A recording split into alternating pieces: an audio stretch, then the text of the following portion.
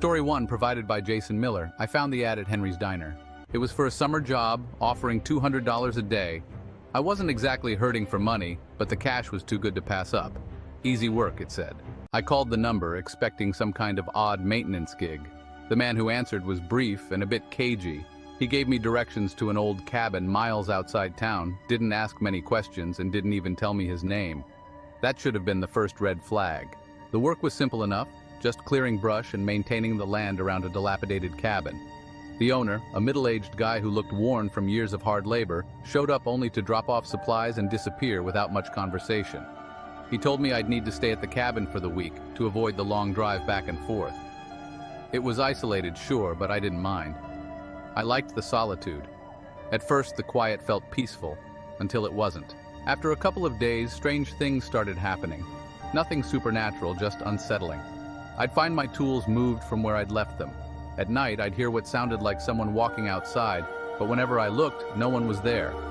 Maybe it was wildlife, I thought. The third night, I heard footsteps again, this time closer, deliberate. I got out of bed and looked outside. The clearing was still, but then I spotted them, a set of boot prints in the dirt leading straight up to the cabin's porch. They hadn't been there earlier. I tried calling the guy who hired me, but no answer. I texted him, thinking I'd head out early the next day, but I never got a response. And for the first time in years, I felt genuinely afraid. I didn't sleep much that night. The next morning, I decided to leave, but as I walked outside to my car, I noticed something disturbing. The cabin wasn't as abandoned as I'd thought. There were signs someone else had been living nearby, an old fire pit that still smelled faintly of smoke, and what looked like a makeshift shelter hidden deeper in the woods. That's when I saw him. A man, mid-40s, scruffy, with wild eyes, watching me from the tree line. He didn't say anything, just stood there staring. My gut twisted into knots. I didn't want to stay long enough to find out who he was or why he was there. I threw my things into the car and sped off. I didn't look back. The $200 a day wasn't worth whatever I'd gotten myself into. When I finally got back to town, I called the sheriff's office to report what I'd seen. They didn't seem surprised. Turns out that cabin had a history. People disappearing, squatters taking over, and locals warning anyone foolish enough to head out there. The sheriff told me I was lucky. Some of the people who went out there never came back. Story 2, provided by David Marshall. I don't know what I expected that weekend, but it definitely wasn't this. It's been months now, and I still can't shake the feeling that I should have left when I had the chance. I should have trusted my instincts, but instead, I stayed. And it all went wrong. I can't remember exactly when I decided to take the trip. It was one of those impulsive decisions that felt right in the moment. You know, when work piles up, life feels too overwhelming and you just need to get away. That was me. So when I found an online listing for a secluded cabin rental, I figured, why not? The cabin was on Lakeview Road, a few hours outside the city, right by a quiet, under-the-radar lake. The pictures looked amazing. Quiet, peaceful, the kind of place where you could hear yourself think. It seemed perfect. I booked it for the long weekend, packed up my car with snacks, my laptop, just in case I wanted to write, and enough food for 3 days. When I pulled up late Friday afternoon, everything seemed fine, nothing unusual. The road leading up to the cabin was gravel, bordered by tall pine trees. The lake shimmered in the distance, just as I'd hoped. The cabin itself looked like a postcard, a small two-bedroom place with a porch swing and a view of the water. It was secluded, but not too far from the small town nearby, just in case I needed anything. As I stepped out of the car, I felt a strange sense of relief. It was quiet, almost unnervingly quiet. I hadn't seen another car for miles. At first, that was exactly what I wanted. No distractions, no people, just me and the lake. The first night passed uneventfully. I cooked dinner, sat on the porch with a drink, and listened to the sound of the lake lapping against the shore. I even managed to get a little writing done, which I hadn't done in months. Around midnight, I decided to turn in. As I lay in bed, the isolation began to sink in more. It was so quiet, not peaceful anymore, just still. But I forced myself to brush it off. I was here to relax, right? The next morning, I woke up early and decided to go for a walk down by the lake. There was a little trail just off the cabin that followed the shoreline, weaving between the trees. As I made my way down the path, something caught my eye. Footprints. Deep, fresh footprints in the mud, leading down toward the water. I wasn't sure what to make of it. I hadn't seen anyone else around, but it was possible another hiker had passed by, right? Maybe someone was camping nearby. Still, it unsettled me. The tracks weren't from boots.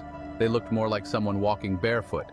I didn't think much more about it at the time. I kept walking along the trail, trying to shake the eerie feeling that had settled in my stomach.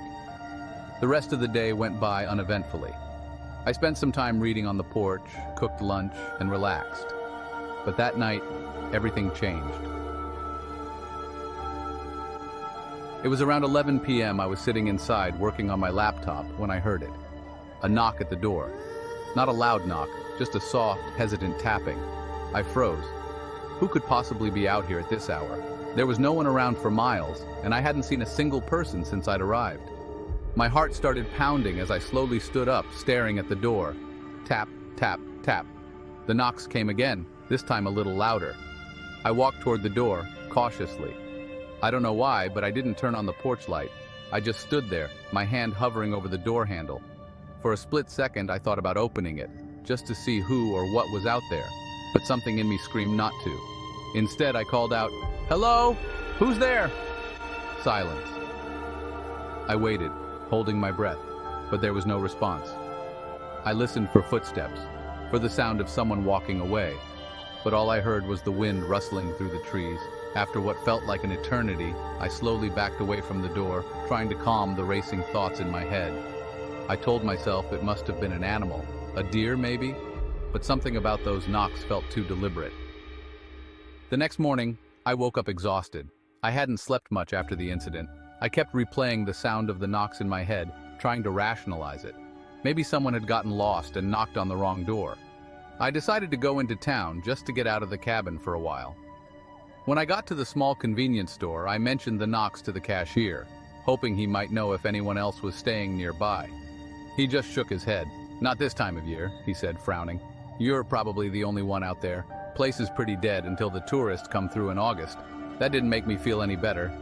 I drove back to the cabin, trying to shake off the unease. When I got back, I noticed something that made my stomach drop. The front door was slightly ajar. I was sure I'd locked it before leaving that morning. I know I had. My first instinct was to call the police, but I hesitated. What was I going to say? "Hi, I'm staying at a cabin and the door's open?" It sounded paranoid, even to me. Still, I grabbed the tire iron from my car and pushed the door open the rest of the way. Nothing. The cabin looked exactly as I'd left it. No signs of a break-in, no mess. I checked every room, every closet, even under the bed, but there was no one there. But I couldn't shake the feeling that someone had been inside. That night I barely slept. I lay in bed, staring at the ceiling, listening for any sound, any sign that I wasn't alone. Around 2 a.m., just as I was starting to drift off, I heard it again. The knocks, but this time, they weren't at the door. They were at the window. My blood ran cold. The window was right next to the bed, just a few feet from where I lay. I didn't move. I didn't breathe. I just stared at the curtain, waiting for the next knock. Tap, tap, tap. It was so faint but unmistakable. Someone or something was outside my window. I grabbed my phone, my hands shaking, and dialed 911. When the police arrived, they didn't find anything. No footprints, no signs of forced entry, nothing. The officers were polite, but I could tell they thought I was overreacting. They reassured me that it was probably an animal, that the cabin was safe. But I knew what I'd heard. The next morning I packed up and left. I didn't wait for the last day of my trip. I couldn't. As I drove away, I glanced in the rearview mirror, half expecting to see someone standing in the driveway watching me leave. But there was no one there. I never went back to that cabin, and every now and then, when I'm alone at night, I still hear those knocks. Story 3 provided by David Peterson. I thought I knew my friends. I thought this trip would be like every other summer we spent together. But after that weekend, I haven't spoken to any of them since, and I never will. It was supposed to be the perfect summer getaway, just like the ones we'd done 100 times before. Sam, Jake, Kelly, and I had been going to Stillwater Lake every year since we were teenagers. It was a tradition. One final weekend to say goodbye to summer before life got in the way. We had all graduated college, and this was the first summer where things felt different. Jake had a new job lined up in the city, Kelly was applying for grad school, and Sam, well, Sam was Sam. I wasn't sure what was next for me. That's why I was looking forward to this trip more than anything. Just one more weekend of being carefree before everything changed. We'd rented a small cabin just off the lake, nothing fancy. Just a place where we could hang out, grill some burgers, and forget about everything for a while. The drive up was long and boring, but the second we pulled up to the cabin, I felt better. It was just as I remembered, quiet, peaceful, tucked away in the woods. Jake and Kelly unloaded the car while Sam and I took the kayaks down to the dock. The lake was still and calm, just like always. But for some reason I couldn't shake this weird feeling. Something felt off. I told myself it was just stress, thinking about the future, the way everything was changing. But looking back, maybe I should have listened to my gut. That first day was easy. We spent most of the afternoon down by the water, swimming, kayaking, and just sitting around talking. Jake and Sam were their usual selves, competitive as hell, always trying to outdo each other. Kelly mostly kept to herself, sitting with a book or wandering around taking pictures. I thought it was strange that she didn't spend more time with Jake. They were usually inseparable, but I didn't dwell on it. That night, we made a fire by the shore, roasted marshmallows, and drank a little too much. The lake was pitch black, reflecting nothing but the occasional flicker of the flames. I caught Sam staring out across the water a few times, his eyes fixed on the opposite shore. When I asked him what he was looking at, he shrugged. Just thinking, man. This is probably the last time we'll all be out here together. I didn't like hearing that. I didn't like the way it felt too final. The next morning, things started to get weird. I woke up early, expecting to find everyone still asleep, but when I stepped out onto the porch, I saw Sam already down by the dock. He wasn't alone. Jake and Kelly were sitting off to the side, talking in hushed voices. I couldn't hear what they were saying, but their body language was tense. Kelly's arms crossed over her chest, Jake gesturing toward the lake like he was trying to explain something. Sam noticed me and waved me over. "You see that?" he asked, nodding toward Jake and Kelly. "What's going on?" I asked, keeping my voice low. He shrugged. "I don't know, man. They've been like that all morning, arguing about something." I watched them for a minute, feeling that uneasy feeling in my gut again. Something was wrong. I could feel it. But I didn't want to get involved, so I just grabbed a kayak and headed out onto the lake by myself. By the time I got back, the tension had only gotten worse.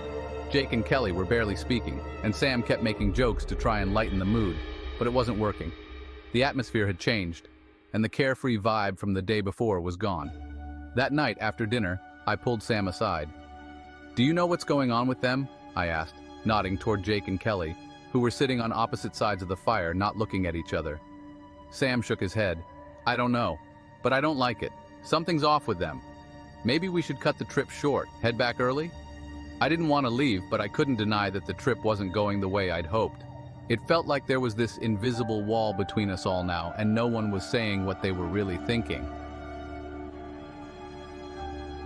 That night, things came to a head. I woke up to the sound of voices outside. At first I thought I was dreaming, but then I heard it again. Jake and Kelly, arguing.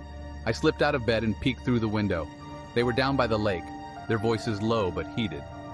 I couldn't make out what they were saying, but it was clear something was seriously wrong. I stayed inside, not wanting to get involved, but I couldn't stop watching. After a few minutes, Kelly stormed off toward the cabin, leaving Jake standing there alone by the water. When Kelly came inside, she didn't say a word to me. She just went straight to her room and slammed the door. The next morning, Jake was gone. His bed was empty, his shoes missing, and the kayak was gone from the dock. At first, we thought he'd just gone out early to clear his head, but as the hours passed and he didn't come back, the worry started to set in. Sam and I paddled out across the lake, calling his name, checking every shore and cove, but there was no sign of him. By midday, we were panicking. We called the local police, but with no clear sign of foul play, they told us it would take time to get a search party organized. We waited, the three of us sitting silently on the porch, each of us lost in our own thoughts. Kelly was a wreck. her hands shaking as she lit cigarette after cigarette, staring out at the water. Sam was quieter than usual, his jokes gone, replaced by a dark, brooding silence. When the police finally arrived, they asked all the usual questions. Had Jake been drinking? Did he seem upset? Could he have just decided to leave without telling anyone? We answered as best we could, but none of it felt right. Jake wouldn't just leave, not like this. The search party scoured the lake and the surrounding woods, but after 2 days, they still hadn't found anything. No kayak, no footprints, nothing. We left the cabin early. There was nothing else to do but go home and wait for news. Weeks passed, and Jake's disappearance became one of those unsolved mysteries. One of those stories people whisper about but never really know the truth of. His body was never found. The official story was that he'd probably drowned, his kayak overturned, but I never believed it. Because I saw the look on Kelly's face that night, right before she went to bed. And I'll never forget the way she looked at me the last time we spoke, like she was carrying a secret she would never tell.